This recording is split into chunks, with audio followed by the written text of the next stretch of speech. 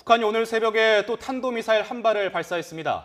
문재인 대통령은 북한이 미사일을 발사한 직후에 김관진 안보실장으로부터 보고를 받고 NSC 국가안전보장회의 소집을 긴급 지시한 것으로 전해졌습니다. 이번 북한의 미사일 도발은 문재인 정부가 출범한 지 나흘 만이고 지난달 29일 이후 15일 만입니다. 취재기자 연결합니다. 조성우 기자.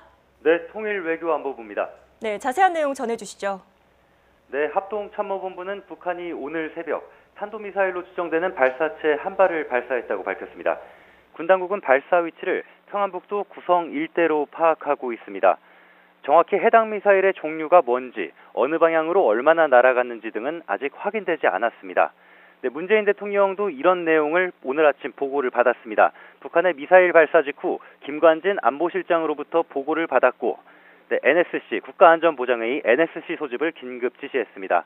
현재 군 당국은 혹시 모를 북한 도발에 대비해 대비태세를 강화하고 한미 정보자산을 동원해 미사일의 종류와 궤적 등을 분석하는 것으로 알려졌습니다. 앞서 북한은 대선을 앞둔 지난달 16일 탄도미사일을 발사했다가 실패한 일이 있고요. 지난달 29일에도 탄도미사일을 발사했습니다. 당시 이 미사일은 최대 고도 71km까지 상승했다가 갑자기 폭발했습니다. 하지만 이번에 쏜 미사일의 경우에는 공중에서 폭발하거나 실패했을 가능성은 크지 않은 것으로 알려졌습니다. 앞서 일본 아사히 신문은 북한이 어제 새벽 탄도미사일을 발사하려는 움직임이 있었다고 보도하기도 했습니다.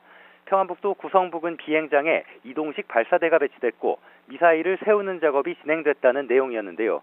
결국 지난달 29일 이후 보름 만이자 문재인 대통령 취임 이후 처음으로 오늘 도발을 감행한 것으로 확인됐습니다.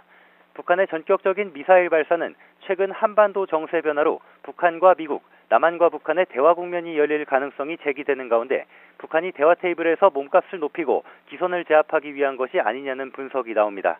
그동안 남북 대화와 타협을 중시한다는 입장을 보여온 문재인 대통령과 새 정부가 북한 도발에 대해 어떻게 대응할지도 관심이 쏠리고 있습니다. 지금까지 통일외교안보부에서 YTN 조성호입니다.